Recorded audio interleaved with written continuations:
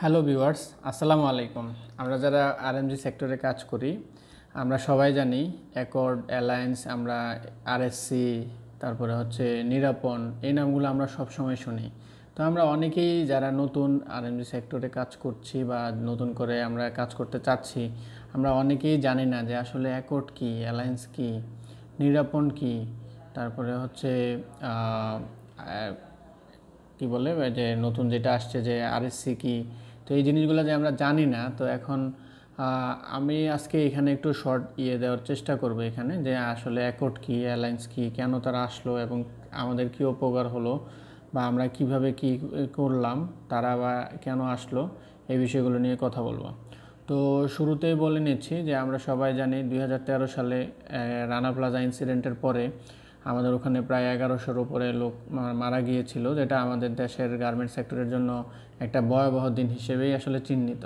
কারণ ওই ভয়াবহ দিনের পরেই আসলে আমাদের এই আরএমজি সেক্টরের যেই বিল্ডিংয়ের সেফটি বিষয়ে যে আমরা নিরাপত্তা এনশিওর করার জন্য বৈশ্বিকভাবে আমাদের দেশে বিভিন্ন যারা ট্রেড ইউনিয়ন আছে ওনারা চাপ প্রয়োগ করেছিলেন। তখনই ঘটিত হয় যে হচ্ছে অ্যাকর্ড, অ্যালায়েন্স নামে প্রতিষ্ঠানগুলো। তো 2013 সাল থেকেই অ্যাকর্ড আর অ্যালায়েন্সের যাত্রা শুরু হয়।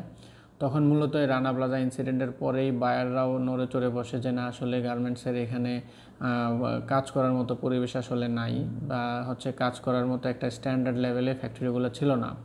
তো যার কারণেই অ্যাকর্ড অ্যালায়েন্স আসলে গঠিত হয়। তো মূলত শুরু থেকেই অ্যাকর্ড কিছু বায়ার নিয়ে অ্যাকর্ড গঠিত হয়, অন্য আমেরিকান কিছু বায়ার নিয়ে অ্যালায়েন্স গঠিত হয়। তো ইউরোপীয় ইউনিয়নের যে বায়ারগুলো আছে বা দেশগুলো আছে, যেমন অস্ট্রেলিয়া, সুইডেন, ফ্রান্স, নরওয়ে, এই ধরনের যারা ইউরোপের যে ব্র্যান্ডগুলো আছে, ওরা দেখা গেছে যে অ্যাকর্ড গঠন করছে। আর হচ্ছে যারা আমেরিকান বেস, ইউএসএ বা অন্য যে দেশগুলো আছে সেগুলো নিয়ে হচ্ছে দেখা গেছে যে অ্যালায়েন্স গঠিত হয়েছিল।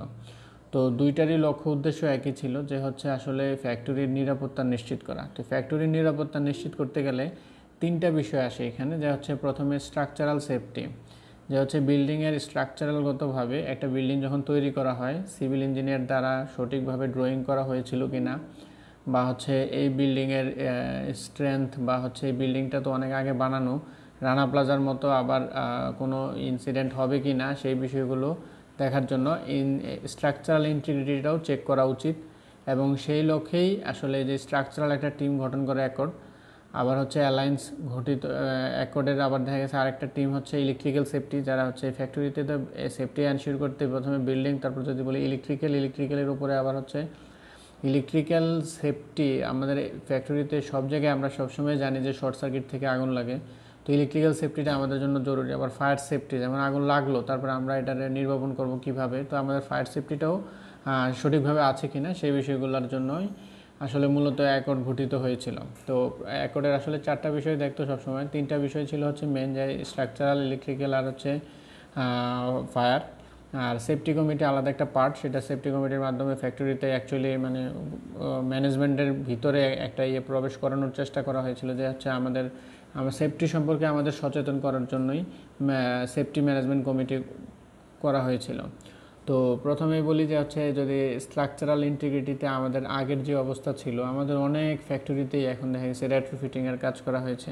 আমরা সবাই জানি রেট্রোফিটিং কী। রেট্রোফিটিং হচ্ছে আসলে যখন একটা বিল্ডিং বানানো হয়, এটার কলামের ভিতরে যদি রড কম থাকে, তাহলে কলামের স্ট্রেংথ কম থাকে, তো দেখা গেছে যে এক্সিস্টিং বিল্ডিংয়ের এই কলাম তো আর আমি পুরো বিল্ডিং তো আর ভেঙে ফেলতে পারবো না, তো আমি হয়তো স্ট্রেংথ বাড়াইতে পারি। তখন দেখা গেছে পুরো বিল্ডিং ঠিক রেখে আমি একটা কলামের হয়তো রডগুলো চেঞ্জ করে দিয়ে, সাইজ বড় করে দিয়ে আমি স্ট্রাকচারাল সেফটিটা নিশ্চিত করতে পারি। আবার যদি ইলেকট্রিক্যাল সেফটির কথা বলি, ইলেকট্রিক্যাল সেফটি নিশ্চিত করতে গেলে দেখা গেছে যে আমার এই এক্সিস্টিং যে কেবল সাইজ আছে বা হচ্ছে মিটার সাইজ, ট্রান্সফরমার সাইজ আছে, এগুলোরে এনশিওর করে সেফটি নিশ্চিত করা যায়। আবার ফায়ার সেফটিতে আমাদের হিউজ পরিমাণ টাকা ইমপ্লিমেন্ট করা হয়েছিল, যদিও অ্যাকর্ডের প্রথম দিকে একটু হয়েছিল যে হচ্ছে ইনস্ট্রাকশনগতভাবে মানুষ মিসগাইডেড হয়ে অনেকে অনেক রকম পাম্প বা অনেক রকম নন ইউএল প্রোডাক্ট ইনস্টল করার ফলে বাংলা কোম্পানিগুলো অনেকভাবে লুজার হয়েছিল। তো আলটিমেটলি আস্তে আস্তে এখন একটা পর্যায়ে চলে আসছে, যেখানে দেখা গেছে যে সব ইউএল লিস্টেড পাম্প বা হচ্ছে ইউএল লিস্টেড ইকুইপমেন্ট ইউজ করে ফ্যাক্টরির একটা কর্মপরিবেশ, সুন্দর এবং সুষম একটা কর্মপরিবেশ করার চেষ্টা করার প্রয়াণ এখনও চলতেছে। তো তারই লক্ষ্যে অ্যাকর্ড অ্যালায়েন্স গঠিত হয়েছিল। তো অ্যাকর্ড অ্যালায়েন্সেরও মেয়াদ ছিল 5 বছর, অ্যাকর্ডের মেয়াদও ছিল 5 বছর। তো অ্যালায়েন্স তার নির্দিষ্ট সময়ই তার কাজ শেষ করে, শুধু অল্প কিছু ফ্যাক্টরি ছাড়া বাকি সবগুলোই তারা সফলভাবে ক্যাপ ক্লোজ করতে সমর্থ হয়। অ্যাকর্ডের ক্ষেত্রে একটু ব্যতিক্রম হয়েছিল, অ্যাকর্ডের ফ্যাক্টরিও একটু বেশি। তো সেই ক্ষেত্রে দেখা গেছে যে লাস্ট পর্যায়ে এসে অ্যাকর্ড তার কাজ শেষ করতে পারে নাই। অ্যাকর্ড দেখা গেছে যে প্রথমে তার 6 মাস সময় বাড়ানো হয়েছিল। তো 6 মাস সময় বাড়ানোর পরেও দেখা গেছে যে না, তার কাজ শেষ হচ্ছে না। তখন সরকারের সাথে একটা করে বিজিএমই এর একটা নতুন করে তৈরি করে, এখানে তাদের আবার মেয়াদ প্রায় 220 দিনের 200 কত দিনের মতো মেয়াদ বাড়ানো হয়েছিল, 200-র উপরে দিন মেয়াদ বাড়ানো হয়েছিল। তারপরে সেই মেয়াদের মধ্যেই তারা বিজিএমইর সাথে একটা নতুন করে একটা কন্ট্রাক্টের মাধ্যমে যারা আরএসসি বা রেডিমেড গার্মেন্ট সাস্টেনেবিলিটি কাউন্সিল নামে একটা নতুন একটা দর্পণ খোলে। তো অ্যাকর্ড অ্যালায়েন্সের যে ফ্যাক্টরিগুলো ছিল, ওদের দাবি যে ওরা হচ্ছে 5 বছরের মধ্যে ম্যাক্সিমাম ফ্যাক্টরি সবগুলো ক্যাপ ক্লোজ করে ফ্যাক্টরিতে একটা নিরাপদ কর্মপরিবেশ তৈরি করে তারপরে তারা এই প্রজেক্টটা হ্যান্ড ওভার করেছিল। তো যখন অ্যালায়েন্স চলে যায় তখন আবার আসে হচ্ছে নিরাপণও হচ্ছে নিরাপদ আবাসন বা হচ্ছে নিরাপদ কর্মপরিবেশ গঠন করার লক্ষ্যে যে হচ্ছে অ্যালায়েন্স যে কাজগুলো করে গেছে সেই অ্যালায়েন্সের কাজগুলোকে সাস্টেইনেবল করার জন্য, যে হচ্ছে না আমরা এই চেকলিস্টগুলো সবসময় মেনটেন করছি, আমাদের ফায়ার পাম্প সবসময় কার্যকর থাকে, ফায়ার অ্যালার্মগুলো কার্যকর থাকে, এই এই এই কার্যকারিতা রক্ষার জন্য যে সবসময় আমরা এগুলো মেনটেন করছি কিনা, শিডিউল মাফিক সব মেনটেন্যান্স চেকলিস্টগুলো ফিল আপ করছি কিনা, এই জন্য আবার গঠিত হয় হচ্ছে এই যে নিরাপণ, যেটা আবার সরকারের আদেশে কোনোভাবে এটা বন্ধ হয়েছিল। এখন আবার হয়তো নিরাপণ 2 নামে চালু হবে। তো নিরাপণ 2 নামে চালু হলে এখন হয়তো তারা নতুন করে একটা গাইডলাইন দিবে আমাদের যে আমরা কীভাবে নিরাপণ 2 এর কাজগুলো করব। আমরা হয়তো এখানে বেশিরভাগ যে হচ্ছে আমরা মেনটেনেন্স যে করছি, আমরা বিভিন্ন হয়তো পিকটোরিয়াল এভিডেন্স সহ বিভিন্ন চেকলিস্ট তাদের কাছে আমাদের হয়তো নির্দিষ্ট সময় পর পর সাবমিট করতে হবে। সাবমিট করার পরে ওনারা দেখবে অ্যাকচুয়ালি যে আমাদের এখানে এই ফ্যাক্টরিতে ওই রকম পরিমাণ কোনো ত্রুটি বা বিচ্যুতি হয়েছে কি না, যে বিচ্যুতির ফলে আমাদের সেফটিতে কোনোভাবে কোনো জায়গায় যদি মডিফিকেশন লাগে সেই মডিফিকেশনটা হয়তো আমাদের করতে হবে। ওনারা আমাদের সেভাবে গাইডলাইন দিবে। এটা নিরাপণ 2 টোটালি পরিচালনা হবে যে ইলিভেটের মাধ্যমে। ইলিভেট টোটালি এই জিনিসটা করবে। তো এখন এখানে একটু বলে রাখি যে হচ্ছে নিরাপণ 2 হচ্ছে ফাইনালি আমাদের অনেক ফ্যাক্টরিতে অলরেডি তারা মিটিং করে অলরেডি জানিয়ে দিয়েছে যে কিভাবে তাদের কার্যক্রমগুলো পরিচালনা করবে। আর অ্যাকর্ড তো তার কার্যক্রম এখন টোটালি অ্যাকর্ডের কার্যক্রম স্থগিত। এখন হচ্ছে এটা আরএসসিতে করা হয়েছে। আরএসসি হচ্ছে রেডিমেড গার্মেন্টস সাস্টেনেবিলিটি কাউন্সিল। তো আরএসসির সাথে যুক্ত হওয়ার ফলে এখন আরএসসি আমাদের যে ফ্যাক্টরিগুলোতে দেখা গেছে যে তারা নতুন করে আবার ভিজিট শুরু করতেছে। তাদের নিয়ম নীতিতে একটা নির্দিষ্ট একটা নিয়ে আসছে যে হচ্ছে তাদের একটা নতুন করে একটা মেমোরেন্ডাম বানানো হয়েছে যে হচ্ছে বিজিএমইএ আর হচ্ছে আগের অ্যাকর্ডের সাথে যে একটা ছিল হ্যান্ডওভারের সময় তারা একটা প্রক্রিয়াগতভাবে যে হচ্ছে কিছু জিনিসে তারা হয়তো একটু আগের তুলনায় একটু নমনীয় হয়ে হয়তো দেখতে পারে, যেটা নমনীয় বলা যাবে না, সব কিছুই দেখবে, কিন্তু হচ্ছে কিছু জিনিসে কিছু মাপকাঠি হয়তো একটু এদিক সেদিক করা হয়েছে। সেইভাবেই হয়তো এখন আমাদের এই ফ্যাক্টরিগুলোকে অডিট করে টোটালি একটা শেপে নিয়ে আসার চেষ্টা হচ্ছে। তো একটা জিনিস আমি দেখছি যে হচ্ছে আমি 2013 সালে প্রথমে আমরা এইচএনএমের হয়ে অডিট করতাম, তখন ইলেকট্রিক্যালের যে অবস্থা ছিল সারা বাংলাদেশের বা হচ্ছে ইলেকট্রিক্যাল সেফটির যে অবস্থা ছিল, ফায়ার সেফটি তো নামমাত্র ছিল, যে কোনো জায়গায় কোনো লিস্টেড পাম্প ছিল না বা ক্যাপাসিটি সম্পন্ন পাম্প কোথাও ছিল না, ম্যাক্সিমাম জায়গায় নামমাত্র একটা পাম্প লাগানো ছিল। এবং স্প্রিংকলার সিস্টেম তো কোথাও মানে বাংলাদেশে কোনো ফ্যাক্টরিতেই তেমন ছিল না, 2-একটা ফ্যাক্টরি তার নিজের জন্য ওন সেফটির জন্য হয়তো ইনস্টল করেছিল। ম্যাক্সিমাম জায়গাতেই এই সিস্টেমগুলো ছিল না। তবে আলহামদুলিল্লাহ যে এখন আমাদের দেশের কর্মপরিবেশ অনেক আগের তুলনায় অনেক বেশি ভালো, যদিও এখনও অ্যাকর্ডের অনেক ফ্যাক্টরি তার ক্যাপ ক্লোজ করতে পারেনি। ম্যাক্সিমাম ফ্যাক্টরিতে দেখা গেছে 2টা এনসি ওপেন আছে, একটা হচ্ছে ফায়ার অ্যালার্ম সিস্টেম, একটা হচ্ছে ফায়ার হাইড্রেন্ট সিস্টেম, অথবা আরেকটা হচ্ছে ফায়ার ডোর। 3টা ইস্যু ক্লোজ করা ফ্যাক্টরির জন্য খুব ডিফিকাল্ট হয়ে গেছে, কারণ 2015-16 সালে বা 17 সালে যারা ফায়ার ডোর ইনস্টল করেছে অলরেডি 3 ইয়ার্স হ্যাজ গন।